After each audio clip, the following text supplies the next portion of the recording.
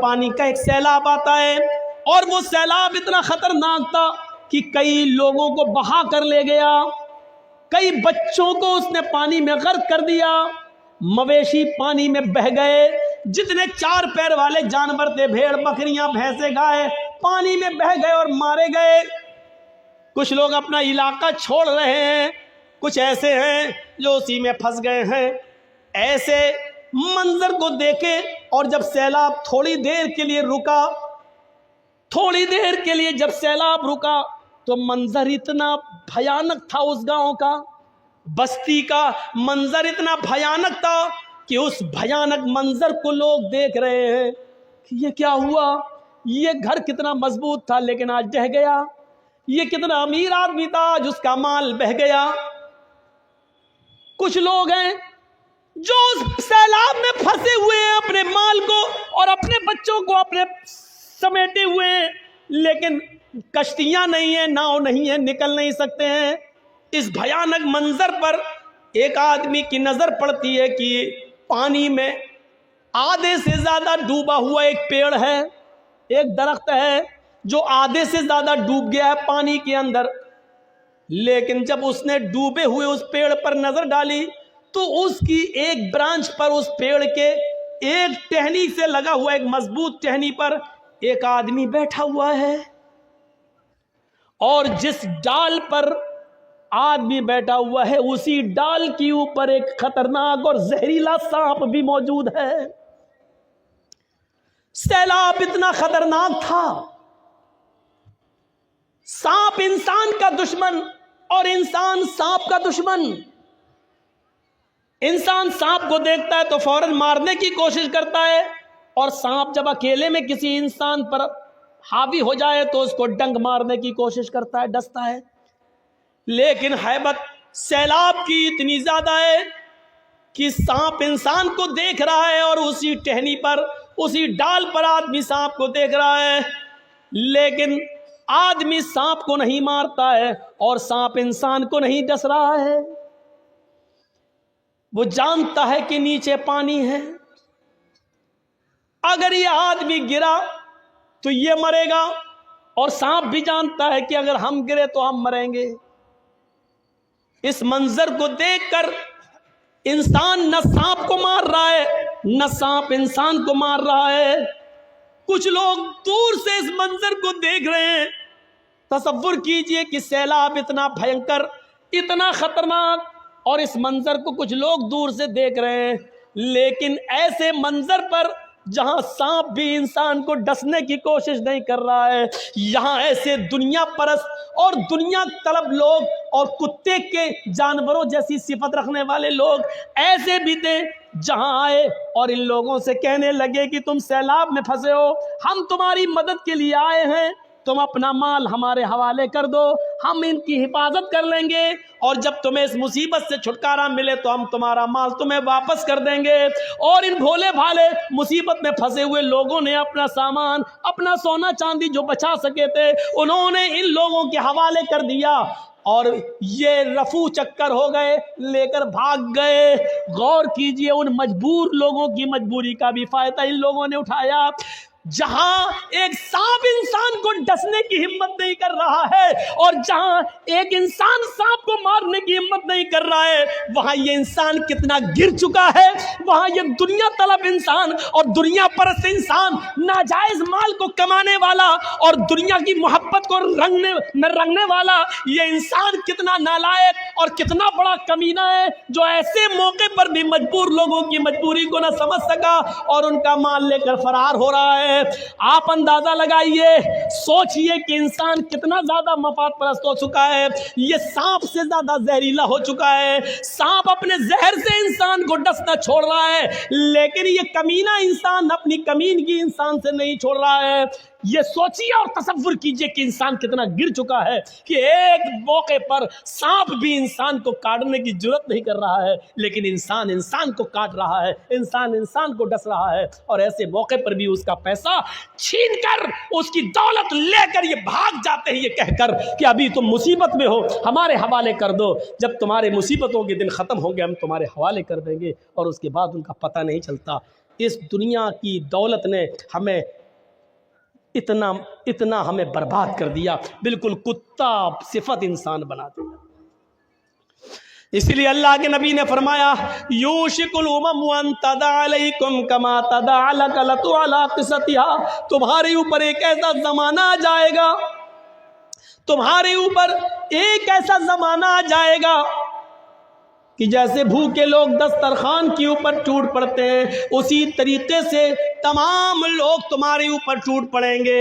صحابہ صلی اللہ کے نبی کہہ رہے ہیں جیسے بھوکے لوگ دسترخوان کے اوپر ٹوٹ پڑتے ہیں، ویسے ہی دنیا ساری کی ساری دنیا تمہارے اوپر ٹوٹ پڑے گی۔ آپ دیکھ لیجئے، یہ ٹوٹنا ہی تو ہے، یہ ٹوٹنا ہی تو ہے۔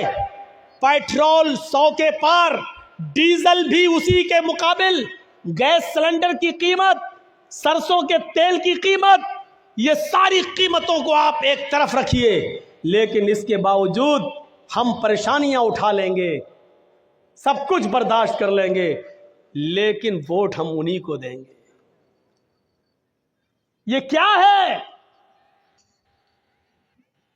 تسلط دیکھیے، وہ زہر گھولنے میں کامیاب ہو گئے اور سب کو ایک پلیٹ فارم پر لے آئے۔ ہم یہی ڈھونڈتے رہے کہ ہمارا کون ہے، ہماری آواز کون اٹھا رہا ہے، ہمیں حق کون دلا رہا ہے۔ تم حق کی بات کر رہے ہو، اپنا وجود بچانے کی فکر کرو۔ اب تو ہم اسی میں ابھی پڑے ہوئے ہیں، اور کسی چینل والے نے ہمارا انٹرویو لیا، کہا کہ آپ کیا کہنا چاہتے ہیں کہ جرجی صاحب کیا بی جے پی مسلمانوں کو برباد کر رہی ہے؟ میں نے کہا نہیں، بی جے پی مسلمانوں کو کبھی برباد کر ہی نہیں سکتی۔ یہ آپ غلط سوچتے ہو کہ بی جے پی آ جائے گی ہمیں برباد کر دے گی، نہیں۔ جس دن بی جے پی مسلمانوں کو برباد کرے گی اس دن بی جے پی خود برباد ہو جائے گی۔ یہ سوچو، بی جے پی کبھی مسلمانوں کو برباد نہیں کرے گی، کیونکہ جب مسلمان برباد ہو جائیں گے تو پھر وہ کس کے نام پر حکومت کرے گی؟ وہ مسلمانوں کو باقی رکھے گی، وہ مسلمانوں کو بچائے گی، وہ مسلمانوں کی حفاظت بھی کرے گی، کیونکہ انہی کو رسوا کر کے، انہی مسلمانوں کو بدنام کر کے اس کو حکومت چلانا ہے۔ وہ مسلمانوں کو برباد نہیں کرے گی۔ مسلمانوں کو برباد کرنے کے بعد پھر وہ حکومت کس پہ کرے گی؟ اس کو حکومت میں باقی رہنے کے لیے مسلمانوں کو باقی رکھنا ضروری ہے۔ اس لیے آپ یہ تصور مت کریے کہ ہمیں بی جے پی برباد کر دے گی، نہیں، پریشان کرے گی، برباد نہیں کرے گی۔ پریشان کرے گی، ہوا کھڑا کر کے تمہیں انڈیا سے نکالا جائے گا، این آر سی CAA آئے گا، یہ صرف ہوا کھڑا کر کے آپ کو پریشان کرے گی۔ دیکھا نہیں آپ نے جتنا ہی لوگوں نے گائے کے نام پر ہم کو برباد کیا، بدنام کیا، گائے گائے گائے گائے، لیکن آج گوگل پہ ڈالیے اور یوٹیوب پہ سرچ کیجئے ہندوستان کے اندر سب سے بڑا گائے کے گوشت کا ویاپاری کون اور گائے کو کاٹنے والا کون؟ تو الحمدللہ ثم الحمدللہ اس میں کسی مسلمان کا نام نہیں بلکہ ایک بی جے پی کے نیتا کا نام ہے۔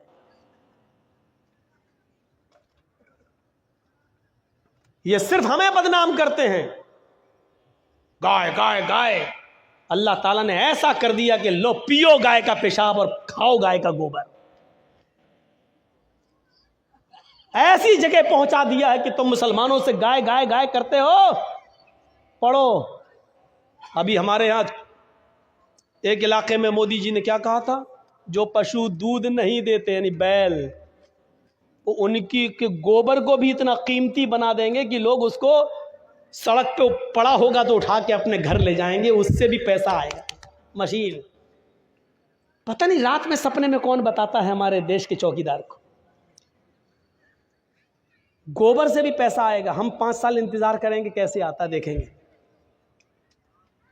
تو یہ حالت ہے ہماری، ٹوٹ پڑیں گے سارے لوگ تمہارے اوپر۔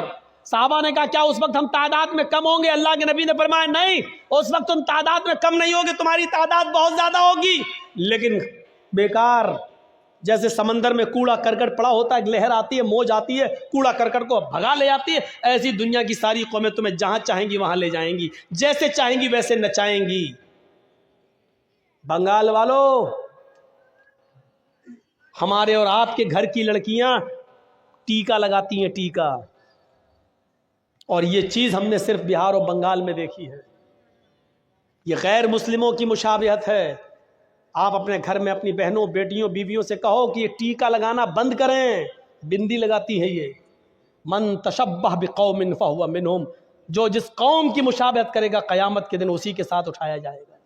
کیا آپ چاہتے ہیں کہ ہماری اور آپ کی ماں، بہن، بیٹیاں کل قیامت کے دن غیر مسلموں کے ساتھ اٹھائی جائیں؟ دنیا، اللہ کے نبی سے پوچھا، یہ ہاں فرمایا کہ ایسا کیوں؟ کہ حب الدنیا و کراہیت الموت، اللہ رب العالمین دنیا کی محبت تمہارے دلوں میں ڈال دے گا. آج دنیا کی محبت ہمارے دلوں میں ڈال دی گئی. کہیں سے بھی ملے مال، بس مال آئے، اور جتنا آئے وہ ہم تک رہے، ہم آپ کو نہیں دیں گے. اس دنیا کی ہرس نے اور لالچ نے ہمیں بالکل کتا بنا دیا ہے. ہمارے اور آپ کے گاؤں میں ایک بیل مرا پڑا ہے، ایک بیل مر گیا ہے. سنیے ایک مثال، ایک بیل مر گیا ہے اور اس مرے ہوئے بیل کے پاس ایک کتا آیا ہے اور اس مرے ہوئے بیل کا گوشت نوچ نوچ کے کھا رہا ہے. اس مرے ہوئے بیل کی بدبو دوسرے کتوں کو لگی، دوسرے کتے بھی اس مرے ہوئے بیل کا گوشت کھانے آ رہے ہیں. لیکن یہ کتا جس نے سب سے پہلے اس بیل کے گوشت پر بوہ مارا، وہ کتا جب دوسرے کتے کو آتا ہوا دیکھتا ہے تو بھونکتا ہے، اپنا دانت دکھاتا ہے، اپنا پیر اٹھاتا ہے اور بھونک بھونک کر اس کتے کو وہاں سے بھگا دیتا ہے. اس کتے سے پوچھو کہ تو کتنا گوشت کھا لے گا؟ 2 کلو، 3 کلو، 4 کلو، زیادہ سے زیادہ 5 کلو. لیکن یہاں تو 3 کنٹل ہے. مرا ہوا بیل، اس کا وزن 3 کنٹل ہے. تو کتنا کھا لے گا؟ 2 کلو، 3 کلو، 4 کلو، زیادہ سے زیادہ 5 کلو. لیکن کتے کو یہ گوارا ہے کہ بقیہ گوشت بیکار ہوتا ہے، ہو جائے، لیکن دوسرے کتے کو ہم نہیں کھانے دیں گے. آج یہی صفت ہمارے اندر آ گئی ہے. یہ سننا پڑے گا تمہیں نہیں، تمہارے باپ کو بھی سننا پڑے گا. ساری دولت ہمیں مل جائے، لاٹری خریدی، لگ گئی اور 5 لاکھ مل گئے. اب اس 5 لاکھ میں ہم کسی اور کو نہیں دے سکتے ہیں. اس کو کہتے ہیں کتا. IPL میں سٹا لگایا، جیت گیا 5 لاکھ، اب ہم ہی کے پاس رہے، دوسرے کے پاس نہیں. اس کو کہتے ہیں مرے ہوئے بیل کا گوشت کھانے والا کتا. میں بولوں گا یہ، اور اس کے باوجود جو کھیلے گا وہ سوچے گا کہ مولانا جرجیز نے کتا کس کو کہا تھا. تصور کرو کہ ہماری حالت کیا ہو چکی ہے.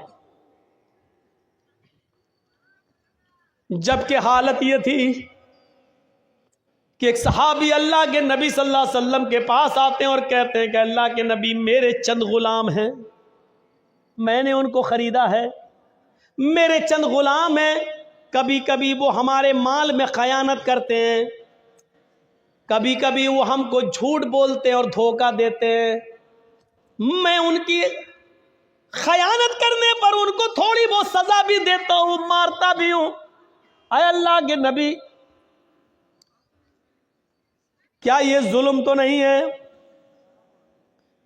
بھائی وہ خیانت کرتے ہیں، چوری سے ہمارا مال چرا لیتے ہیں، دھوکہ دیتے ہیں ہمیں. اگر میں ان کو مارتا ہوں تو قیامت کے دن مجھ سے حساب و کتاب تو نہیں ہوگا؟ دیکھ رہے ہیں آپ یہ سوال، قیامت کے دن کوئی حساب و کتاب تو نہیں ہوگا ہم سے؟ تو اللہ کے نبی صلی اللہ علیہ وسلم فرماتے ہیں قیامت کے دن ترازو لائی جائے گی. اس صحابی سے کیا کہہ رہے ہیں؟ ادھر سنو، اس صحابی سے کیا کہہ رہے ہیں؟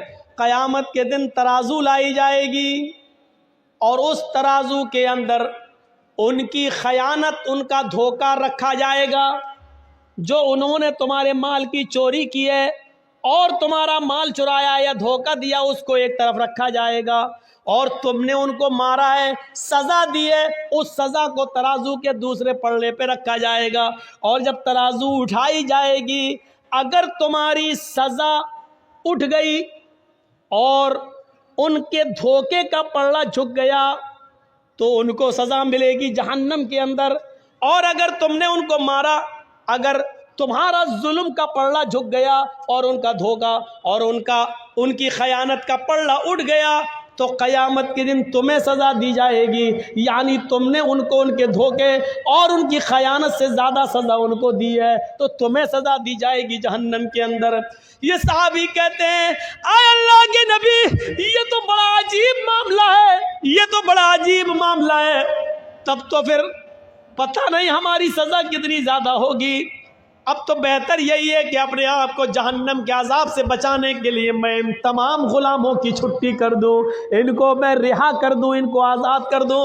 وہ صحابی دوسرے دن آتے ہیں اور کہتے ہیں اے اللہ کے نبی آپ گواہ رہیے، میں نے اپنے سارے غلاموں کو آزاد کر دیا۔ یہ ہے جہنم کا ڈر، یہ ہے حساب و کتاب کا ڈر جو ہمارے اندر نہیں ہے، ہونا چاہیے، ہمارے اندر نہیں ہے، ہونا چاہیے۔ میرے پیارے ساتھیوں، انہوں نے سوچا ہم نے ان کو جو سزا دی کہیں ایسا نہ ہو کہ ان کے جرم سے زیادہ ہو اور پھر ہمیں جہنم میں ڈالا جائے۔ انہوں نے سارے قیدیوں کو، سارے غلاموں کو آزاد کر دیا، سارے غلاموں کو آزاد کر دیا۔ میرے بھائیوں، حضرت عثمان غنی نے اپنے غلام کا کان مروڑا، ایک دن کہنے لگے ادھر آؤ، میں نے ایک دن تمہارا کان مروڑا تھا، آج تم بھی اپنا بدلہ لے لو، قیامت کے دن میں بدلہ نہیں دے سکتا۔ اس غلام نے کہا نہیں، آپ آقا ہیں، آپ ہمارے مالک ہیں، ہم آپ سے بدلہ نہیں لیں گے۔ امیر المومنین نے کہا نہیں نہیں، تمہیں انتقام لینا ہوگا۔ انہوں نے کہا تم میرے مالک ہو، میں کیسے انتقام لوں، آپ کو کیسے کان مروڑوں؟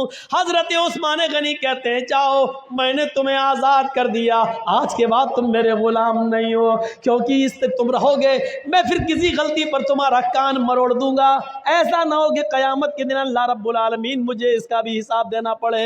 انہوں نے اپنے غلام کو آزاد کر دیا۔ میرے پیارے ساتھیوں، ایک صحابی وہ تھے جو نماز پڑھنے لگے اور نماز ہی کے اندر ان کا خیال ان کے باغ میں چلا گیا۔ میرے باغ میں کتنے کھجوروں کے پیڑ ہیں، یہ کھجوروں کے پیڑ جب کھجور پیدا ہوں گے تو بازار میں اتنے کا کھجور بکے گا، ہمیں اتنا پروفٹ ہوگا۔ یہ پڑھتے گئے، یہ سوچنے لگے اور رکعت بھول گئے۔ 4 رکعت والی نماز یا تو 3 پڑھ لی یا 5 پڑھ لی، بھول گئے۔ وہ آئے کہنے لگے کہ اللہ کے نبی صلی اللہ علیہ وسلم ایسا ہو گیا ہے۔ آپ نے کہا ہو جاتا ہے، کبھی کبھی بھول چوک ہو جاتی ہے، لیکن اس صحابی نے سوچا کہ اس باغ کی وجہ سے، جو کھجوروں کا باغ ہے، اس باغ کی وجہ سے میرا دماغ بٹ گیا ہے، اس کی پیداوار پہ چلا گیا ہے، یہ باغ رہے گا تو میں بار بار سوچتا رہوں گا اور میں نماز میں بھولتا رہوں گا، یعنی نماز میں زیادہ دماغ نہیں لگے گا، باغ کی طرف دماغ لگے گا۔ آتے اور اللہ کے نبی سے کہتے ہیں کہ اللہ کے نبی، میں اپنا پورا کا پورا باغ صدقہ کر رہا ہوں، خیرات کر رہا ہوں، میں اس باغ ہی کو نہیں رکھوں گا جو نماز میں ڈسٹرب کرتا ہے، جو باغ کو ہی کو ہم اللہ کے راہ میں صدقہ و خیرات کر رہے ہیں، اس کو غریبوں اور مسکینوں میں اس کے پھل بانٹ دو۔ ہمیں نہیں چاہیے ایسا باغ جو قیامت کے دن اللہ کے سامنے ہمیں اس کا جواب دینا پڑے، اللہ کے سامنے اس کے جواب ہم دے ہو جائیں۔ یہ باغ ہمیں نہیں چاہیے جو بار بار ہماری رکعتوں کو بھلوا رہا ہے۔ میرے بھائیوں، یہ تھے جہنم کے عذاب سے ڈرنے والے اور قیامت کے دن کی فکر کرنے والے، یہ لوگ تھے حساب و کتاب سے ڈرنے والے۔ مالک یوم الدین، وہ قیامت کے دن کا پورا مالک ہے اور اس دن ہمیں حساب و کتاب دینا ہوگا اس رب کے سامنے۔ دنیا میں کوئی عدالت ایسی نہیں ہے جو انسان کو اس کے اچھائیوں کا پورا بدلہ دے دے اور اس کی برائیوں کی پوری سزا دے دے۔ دنیا میں کوئی عدالت ایسی نہیں ہے۔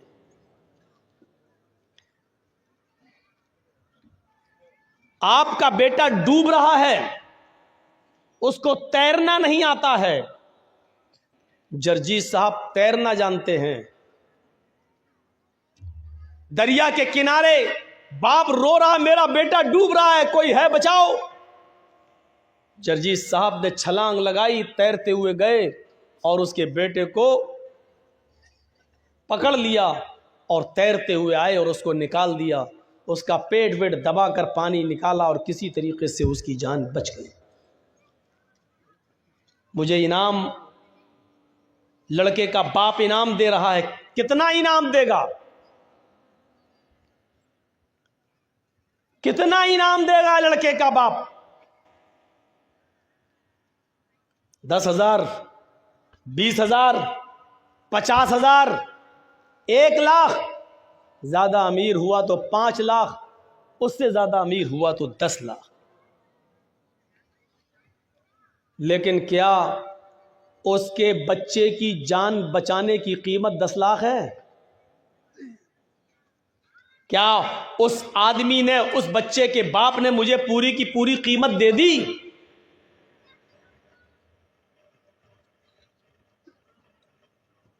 اور کسی نے ایک بادشاہ سے سوال کیا کہ بادشاہ سلامت،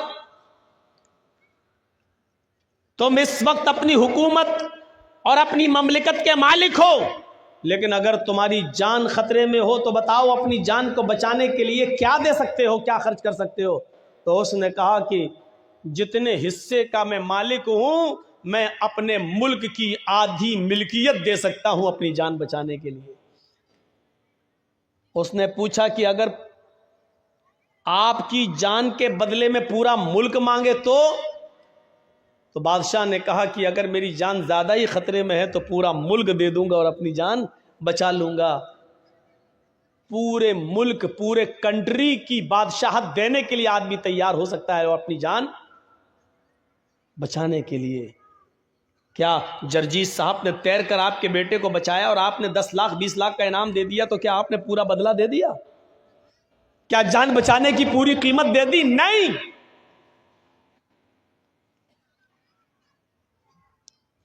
پورا کا پورا انعام صرف اللہ رب العالمین ہی دے گا۔ کسی کی جان بچانے کی نیکی کتنی بڑی ہے، کسی کو تم نے بچایا ہے کتنا بڑا نیک کام کیا ہے، اس کی قیمت اور اس کا صحیح بدلہ قیامت کے دن اللہ رب العالمین ہمیں دے گا۔ دنیا کی کوئی آدمی کب پریشان ہوتا ہے کہ اپنی اولاد کو چھوڑے؟ تو کہا مولانا جب یہاں پانی کا سیلاب آیا تو ایک آدمی کے بیوی بچے سب پانی میں بہہ گئے، اور سپول کا ایک آدمی ہم کو بتا رہا تھا کہ مولانا میں نے سب سے چھوٹے بچے کو میں نے اپنی گود میں لیا اور کسی طرح میں ایک پیڑ پہ چڑھنے میں کامیاب ہو گیا، اس کو پکڑا رہا، پیڑ پہ چڑھا، لیکن پانی اس درخت تک آ گیا۔ ایک ہاتھ سے درخت پکڑے ہوئے تھا، دوسرے ہاتھ سے میرا چھوٹا سا بچہ میں پکڑے ہوئے تھا۔ پانی پیڑ تک پہنچ گیا، اب ایک ہی راستہ تھا، اگر اس ہاتھ سے میں دوسری ٹہنی کو پکڑ کے چڑھوں تو اس بچے کو چھوڑنا پڑے گا، اور نہیں چھوڑ رہے ہیں تو بچہ بھی جا رہا اور میں بھی ڈوب رہا ہوں۔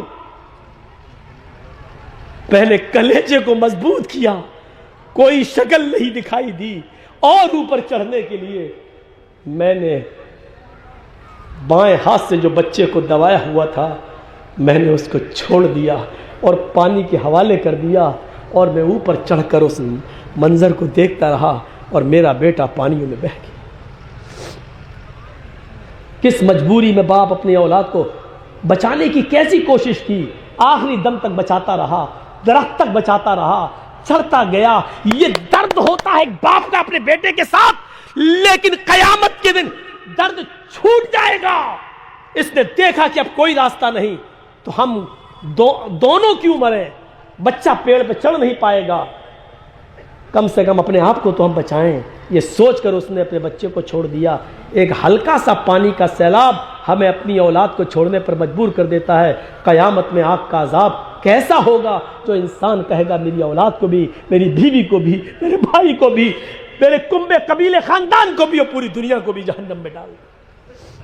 ہمیں اور آپ کو سب سوچنا پڑے گا۔ قیامت کا منظر اللہ کے نبی فرماتے ہیں کہ مجھے سورہ قیامہ نے، سورہ دہر نے، سورہ حاقہ نے، سورہ نبا نے بوڑھا کر دیا ہے۔ حقیقت ہے یہ منظر ہی کچھ عجیب ہوگا۔ قرآن نقشہ کھینچتا ہے، یوم یفر المرء من اخیہ وامہ وابیہ وصاحبتہ وبنیہ۔ اچھا یہاں بھائی بھائی کے لیے جان دے دیتا ہے، اور قیامت کے دن کیا ہوگا؟ بھائی بھائی کو دیکھے گا تو بھاگے گا۔ یوم یفر المرء من اخیہ، انسان دیکھے گا میرا بھائی، ارے یہ نیکی نہ مانگ بیٹھے، بھاگ جائے گا۔ وَأُمِّهِ وَأَبِيهِ، اپنی ماں کو دیکھے گا تو بیٹا بھاگ جائے گا، میری ماں مجھ سے نیکی نہ مانگ بیٹھے۔ وابی، بیٹا اپنے باپ کو دیکھے گا تو بھاگ جائے گا کہ میرا باپ مجھ سے نیکی نہ مانگ بیٹھے۔ وصاحبتہ وبنی، اپنی بیوی کو دیکھے گا شوہر تو بھاگ جائے گا کہیں نیکی نہ مانگ بیٹھے۔ اپنے بیٹے کو باپ دیکھے گا تو بھاگ جائے گا میرا بیٹا کہیں مجھ سے نیکی نہ مانگ بیٹھے۔ قرآن نے یہ سارے رشتے ایک ہی آیت میں پیش کر دیے، یوم یفر المرء من اخیہ وامہ وابیہ وصاحبتہ وبنیہ۔ انسان اپنے بھائی کو دیکھ کر بھاگے گا، اپنی ماں کو دیکھ کر بھاگے گا، اپنے باپ کو دیکھ کر بھاگے گا، اپنی بیوی کو دیکھ کر بھاگے گا، اپنی اولاد کو دیکھ کر بھاگے گا۔ کوئی کسی کا پرسان حال نہیں ہوگا، کوئی کسی کا پرسان حال نہیں ہوگا۔ ایک اور نقشہ کھینچا ہے قرآن نے، یبصرونہم، قیامت کے دن سب ایک دوسرے کو دکھا دیے جائیں گے، یہ تمہارا دوست ہے دیکھ لو، ہاں یہ تمہارا دوست ہے دیکھ لو، یہ تمہارا دوست ہے دیکھ لو۔ سب آدمی اپنے دوست دیکھیں گے۔ آئے دوستوں کے ساتھ لاٹریاں خریدنے والوں، آئے دوستوں کے ساتھ لڑکیوں کے نمبر لے کر اپنے موبائل میں سیو کرنے والوں، شراب پینے والوں، ایک دوسرے کا ساتھی اس دنیا میں سبھی ہیں۔ قیامت کے دن دوست دوست کو دیکھ لے گا، یبصرونہم، لیکن کوئی دوست کسی دوست کے کام نہیں آئے گا۔ حال کیا ہوگا؟ یود المجرم لو یفتدی من عذاب یومئذ ببنیہ وصاحبتہ واخیہ وفصیلتہ التی تؤویہ ومن فی الارض جمیعا ثم ینجیہ۔ قرآن کی اس آیت کے اوپر جائیے اور ایک ایک آیت کے لفظ کا ترجمہ سنیے۔ قیامت کا دن ہے، دوست دوست کے سامنے کھڑے ہیں، ایک دوسرے کو دکھا دیا گیا ہے، لیکن مجرم وہاں کھڑا ہے، کیا کرے گا؟ کیا کہے گا؟ یود المجرم، مجرم یہ چاہے گا، مجرم کی تمنا یہ ہوگی، لو یفتدی من عذاب یومئذ ببنیہ، آج کے دن کے عذاب سے میں کسی طرح بچ جاؤں۔ وہ مجرم کھڑا ہوگا۔ نوجوانوں ذرا نقشے کو اس طرف دیکھیے، میرے چہرے کی طرف دیکھیے، میری آنکھوں میں آنکھیں ڈال کر دیکھیے۔ قرآن کہتا ہے یود المجرم لو یفتدی من عذاب یومئذ ببنیہ۔ اے اللہ، یہ میرا بیٹا ہے، اسی کے لیے میں نے کمانے میں لگا کر اپنی زندگی خراب کی تھی، اسی کا گھر مکان بنانے کے لیے میں نے اپنی آخرت برباد کی تھی، اسی کے لیے زمین و جائیداد و بلڈنگ بنانے کے لیے میں نے نمازیں چھوڑ دی تھی، آخرت بیکار کی تھی۔ اے اللہ، میرے بیٹے کو جہنم میں ڈال دے لیکن مجھے بچا لے۔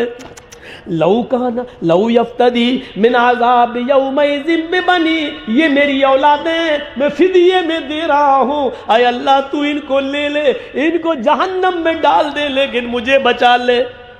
اپنے ہاتھ سے اپنے بیٹے کو دے گا، لے اللہ لے لے، وہ میرا بیٹا۔ آج بھی مجھ سے پوچھو، میں اپنی مثال دے رہا ہوں، آپ ہم سے بھی زیادہ محبت کرنے والے ہوں گے اپنے بیٹے سے۔ ایک مرتبہ گھر سے میں جلسوں میں تھا، فون آیا، پیٹ میں درد ہے، یقین مانیے اس دن کی تقریر مجھ سے اچھی نہیں ہو سکی، ٹینشن میں سوار ہو گیا۔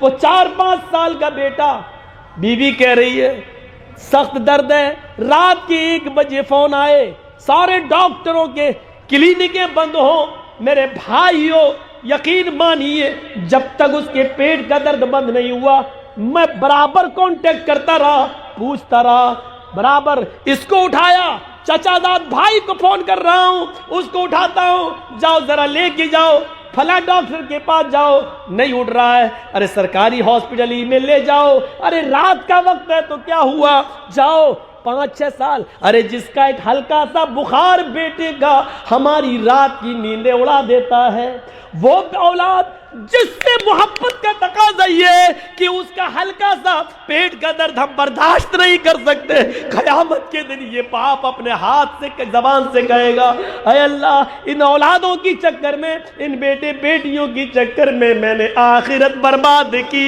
اے اللہ تو ان کو جہنم میں ڈال دے. اولاد ہی نہیں، وصاحبتی واخی، اللہ یہ میری بیوی ہے، اللہ میرے بغل میں لیٹتی تھی، اللہ اس سے فائدہ میں اٹھاتا تھا، اللہ اس کے چکر میں پڑھ کے میں صبح فجر کی نماز نہیں پڑھ پاتا تھا، اللہ یہی فتنہ بن کر میرے گھر میں آ گئی تھی، اللہ اس کی وجہ سے میں نے آخرت برباد کر دی، اللہ یہی ہے جس نے مجھے میرے ماں باپ سے دور کر دیا، اللہ یہی ہے جس نے بھائی بھائیوں میں میرے نفرت پیدا کرا دی، گھر میں آتے ہی ڈائن بن گئی، اور گھر سے الگ کرنے کے چکر میں، مجھے میرے ماں باپ سے دور کرنے کے چکر میں اس نے الگ گھر خریدوا لیا اور میں ماں باپ کی خدمت نہ کر سکا، اے اللہ اس عورت کو تو جہنم میں ڈال دے، میری بیوی کو تو لے لے جہنم میں ڈال دے، لیکن مجھے بچا لے، مجھے نجات دے دے. پھر کہے گا وَأَخِيهِ، اللہ یہ میرا بھائی ہے، اس کو بھی لے لے لیکن مجھے چھوڑ دے. قرآن نقشہ کھینچتا ہے لَوْ يَفْتَدِي مِنْ عَذَابِ يَوْمَئِذٍ بِبَنِيهِ وَصَاحِبَتِهِ وَأَخِيهِ وَفَصِيلَتِهِ الَّتِي تُؤْوِيهِ.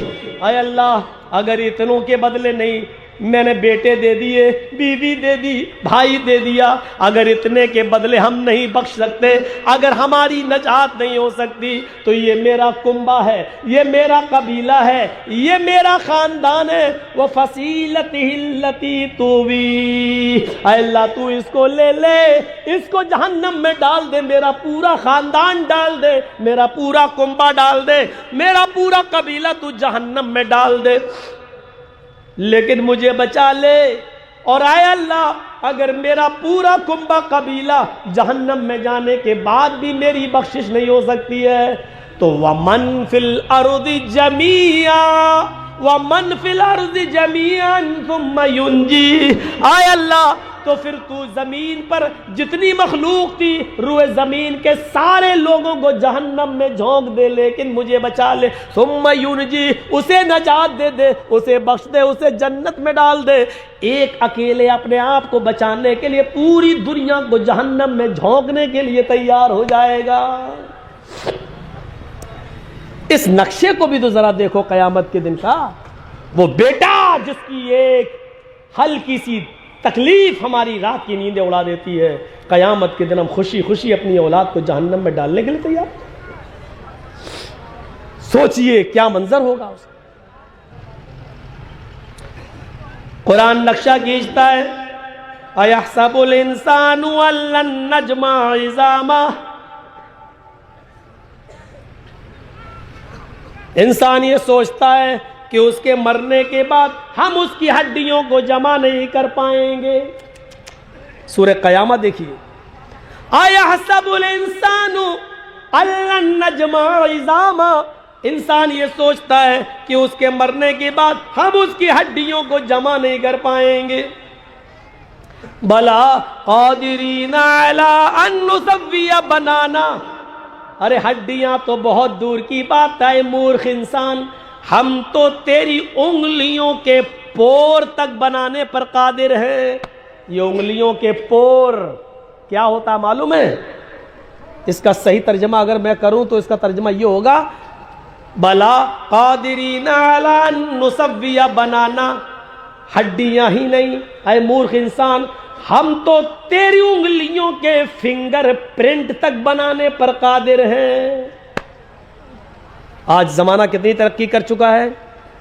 مولانا جرجیس انڈیا چھوڑ کے بھاگ نہیں سکتے. اگر انہوں نے جمیل احمد کے نام سے فرضی پاسپورٹ بنوایا تو انڈیا سے ہو سکتا ہے کوئی بھگا دے جیسے اور لوگوں کو بھگایا گیا، لیکن جیسے ہی باہر جائیں گے اور وہاں فنگر پرنٹ جو لیا گیا، میرا انگوٹھا جو رکھا گیا، تو اس پہ فوراً نام آ جائے گا محمد جرجیس. ارے تمہارے اس میں تو جمیل احمد لکھا ہوا ہے پاسپورٹ میں، اور تم تو محمد جرجیس ہو۔ ایک انسان کی انگلیوں، ایک انگلی میں جتنے نشان ہوتے ہیں، دوسرے انسان کی انگلی اس سے الگ ہوگی، اور پوری دنیا کا انسان کا ایک انگلی کا فنگر کا کہ نشان دوسرے انسان سے الگ ہوں گے۔ ایک انسان کی طرف، ایک انگلی کے نشان کی طرف پوری دنیا میں کسی بھی انسان کو لے لو، اس کی انگلی کے نشان آپ کی نشان سے ٹچ ہو ہی نہیں سکتے، سب کی الگ الگ ہے۔ آج سائنس اتنی ترقی کر سکتی ہے کہ ایک انسان فرضی پاسپورٹ بنا کر بھاگ نہیں سکتا، دوسرا نام رکھ کر جا نہیں سکتا، تو اللہ تعالیٰ نے بھی کہہ دیا کہیں بھی چلے جاؤ، تمہاری ایک ہڈی ادھر، ایک پاکستان، ایک کتا کھا گیا، ایک شیر کھا گیا، سب نے لید بنا کر لیٹرین کے راستے سے نکال دیا۔ اب تم کہتے ہو کہ ہم جمع کیسے کریں گے؟ ارے جب ایک انگلی کے نشان سے ہم تمہیں پکڑوا سکتے ہیں، اور تمہارے سائنس، ہم نے جو عقل دی ہے سائنٹسٹ لوگوں کو، اس نے جو مشین بنائی ہے ہماری دی ہوئی عقل سے، جب وہ پکڑ سکتی ہے تو کیا ہم نہیں پکڑ سکتے؟ بلا قادرین علی ان نسوی بنانا، ہم تو تمہاری انگلیوں کے پوروں کو بھی بنانے پر قادر ہیں۔ ہڈی بھول جاؤ، پور کو بنانے پر قادر ہیں، انگلیوں کے فنگر نشان بنانے پر بھی قادر ہیں۔ بل یرید الانسان لیفجر اماما، انسان تو یہ چاہتا ہے کہ ہم آگے بھی گناہ کرتے رہیں۔ کتنی اچھی بات کہی اللہ نے، پوری چاہت بتا دی۔ انسان تو یہ چاہتا ہے کہ ہم آگے بھی گناہ کرتے رہیں، انسان تو یہ چاہتا ہے کہ ہم لاٹری خریدتے رہیں، جوا کھیلتے رہیں، شراب پیتے رہیں، سب کرتے رہیں۔ بل یرید الانسان لیفجر اماما یسأل ایان یوم القیامہ، جب گناہ کرتے ہوئے اس سے کہا جاتا ہے بے قیامت کا ڈر نہیں ہے تجھے، یہ سب کر رہا ہے، تو کہتا ہے قیامت کب آئے گی؟ قیامت، یہ ملا مولوی دیکھو پاگل، قیامت قیامت ہے۔ لیفجر اماما، چاہتا ہے کہ ہم گناہ کرتے رہیں، مذاق میں پوچھتا ہے یسأل ایان یوم القیامہ، قیامت کب آئے گی؟ سن، اللہ کہہ رہا ہے اے مذاق میں کرنے والے، اے قیامت کا مذاق اڑانے والے، سن قیامت آئے گی۔ فَإِذَا بَرِقَ الْبَصَرُ وَخَسَفَ الْقَمَرُ وَجُمِعَ الشَّمْسُ وَالْقَمَرُ۔ فَإِذَا بَرِقَ الْبَصَرُ، جب آنکھیں پتھرا جائیں گی، آنکھیں چندیا جائیں گی، وَخَسَفَ الْقَمَرُ، چاند بے نور ہو جائے گا، چاند کی روشنی چھین لی جائے گی، وَجُمِعَ الشَّمْسُ وَالْقَمَرُ، چاند اور سورج دونوں جمع کر دیے جائیں گے، دونوں اکٹھے ہو جائیں گے۔ یہ چاند اور سورج دونوں اکٹھے ہو جائیں گے۔ آپ شاید پڑھے ہوں گے، سائنس وغیرہ آپ لوگ پڑھتے ہیں، لیکن بتا رہا ایک ملا مولوی، یہ زمین دھیرے دھیرے اوپر کی طرف اڑ رہی ہے، یہ سورج کی گرمی کم ہوتی جا رہی ہے دھیرے دھیرے۔ اذا الشمس کورت، ہم سورج کی روشنی کو لپیٹ دیں گے۔ سورج کی روشنی کو لپیٹنے کا مطلب کیا ہے؟ سورج کی روشنی دھیرے دھیرے کم کر دیں گے۔ تو سورج کی روشنی جب تھوڑی کم ہوتی ہے گرمی، تو زمین اپنے اندر اناج کو پکانے کے لیے اتنا اوپر چلی جاتی ہے۔ سورج کی مقناطیسی کشش زمین کو اپنے اوپر کھینچ رہی ہے، تو جب زمین ایسے اڑتی ہے تھوڑی، تو چاند بھی ایسے اڑ جاتا ہے۔ چاند کو بھی سورج کی روشنی کی ضرورت ہے۔ جب سورج کی تھوڑی روشنی کم ہوتی ہے تو چاند اتنی روشنی کو حاصل کرنے کے لیے ایسے قریب ہو جاتا ہے، دھیرے دھیرے اوپر کی طرف اٹھ رہا ہے۔ ایک دن آئے گا یہ چاند اوپر ہوتے ہوتے دھیرے دھیرے اوپر جاتے ہوئے سورج سے ٹکرا جائے گا، اور جب یہ چاند سورج سے ٹکرائے گا تو دونوں کی ٹکر سے ایک بھینکر وسفوٹ ہوگا، جیسے اودھ آسام اور برہم پتر میل ٹکرائی تھی ویسل میں، دونوں ٹکرائی اور پھر دونوں پیچھے ہٹی اور پھر ٹکرائی، تو کیا حل ہوا؟ تو جب چاند و سورج دونوں جمع ہوں گے، یہ دونوں ٹوٹ کر زمین کے اوپر گریں گے۔ جب زمین کے اوپر گریں گے تو زمین ڈس بیلنس ہو جائے گی، زمین ڈس بیلنس ہوگی، ادھر ایسے ہلے گی، اور جب ایسے ہلے گی تو پہاڑ اپنی جگہ سے ہٹ جائیں گے، پہاڑ ہٹ جائیں گے، اور جب زمین یوں یوں ہلے گی ڈگما ڈول تو یہ زلزلہ آ جائے گا۔ اس وقت قرآن کی آیت سچی ہو جائے گی، اذا زلزلت الارض زلزالہا، جب زمین اپنے اندر کے، جب زمین پورے زور و شور کے ساتھ ہلا ڈالی جائے گی، وَأَخْرَجَتِ الْأَرْضُ أَثْقَالَهَا، زمین اپنے اندر کے سونے اور چاندی کو بوجھ کو نکال کر باہر پھینک دے گی۔ تو اللہ نے وہی کہا فَإِذَا بَرِقَ الْبَصَرُ، جب آنکھیں چدھیا جائیں گی، وَخَسَفَ الْقَمَرُ، چاند بے نور بے روشنی ہو جائے گا، وَجُمِعَ الشَّمْسُ وَالْقَمَرُ، چاند و سورج دونوں جمع کر دیے جائیں گے، یقول الانسان یومئذ این المفر، اس دن انسان کہے گا آج میں کہاں بھاگوں، میں تو مذاق میں کہتا تھا قیامت کب آئے گی، یہ تو سچ میں آ گئی، اب کہاں بھاگیں؟ او لوگوں بھاگنے کی جگہ بتاؤ، کہاں بھاگے، کدھر جائیں؟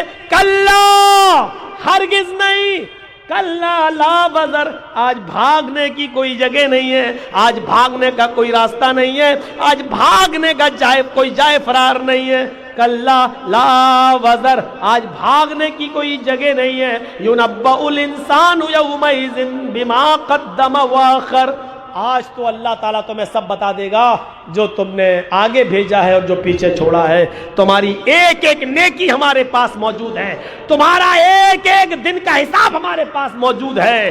جس طرح مولانا جرجیس کی 3-4 سال پرانی تقریروں میں سے کاٹ کاٹ کر آج ایک بھڑوا چینل والا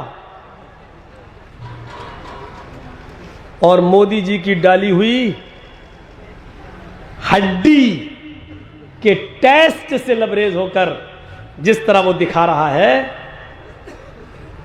جب ان کے پاس یہ ساری چیزیں ہو سکتی ہیں ریکارڈ، تو ہمارے پاس بھی تمہاری زندگی کا ریکارڈ ہے، ہمارے پاس بھی تمہاری زندگی کا ریکارڈ ہے۔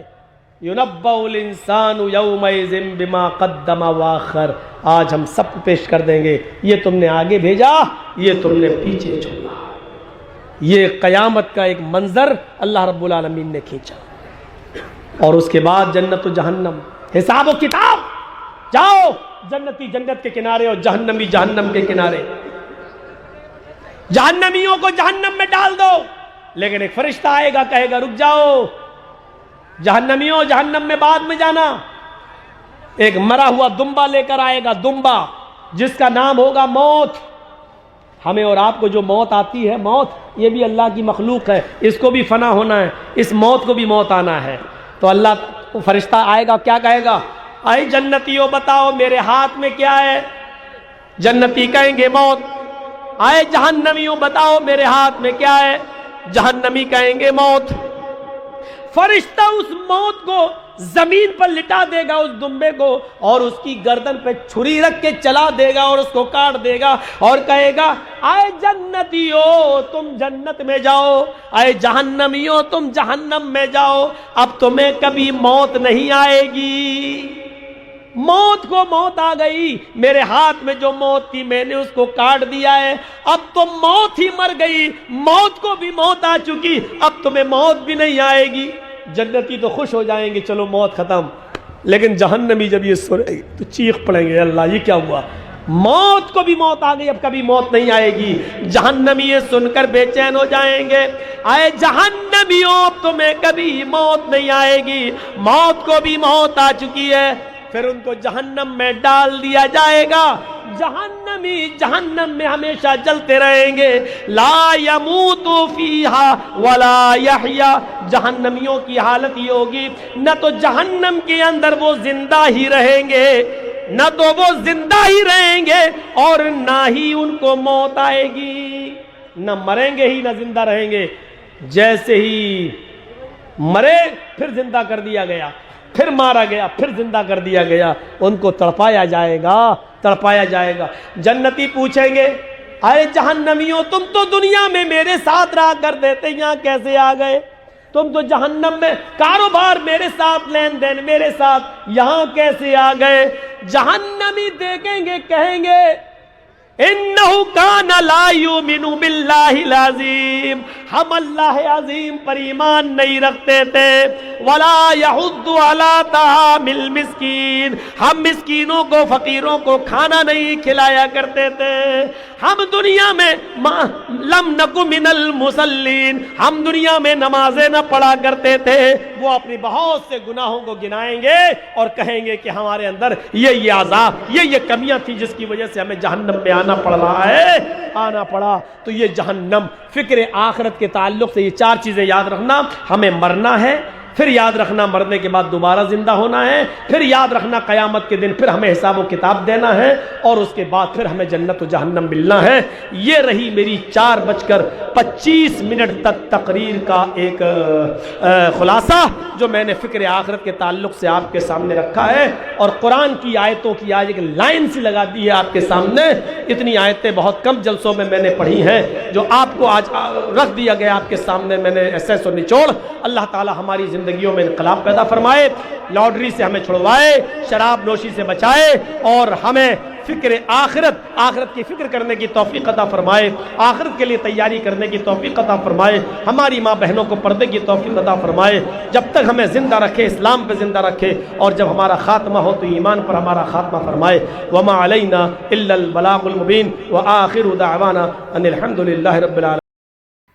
दोस्तों, उम्मीद करता हूँ कि आप हजरात ने इस बयान को पूरा सुना होगा। बयान कैसा लगा कमेंट में ज़रूर बताना, और अपने दोस्तों और रिश्तेदारों को शेयर ज़रूर करना। अल्लाह ताला हम सबको इस बयान पर अमल करने की तौफ़ीक़ अता फ़रमाए। तो दोस्तों, फिर मिलते हैं अगली वीडियो में। जब तक अपना ख्याल रखिए, हमें दुआओं में याद रखिए। अस्सलामु अलैकुम व रहमतुल्लाहि व बरकातुहू।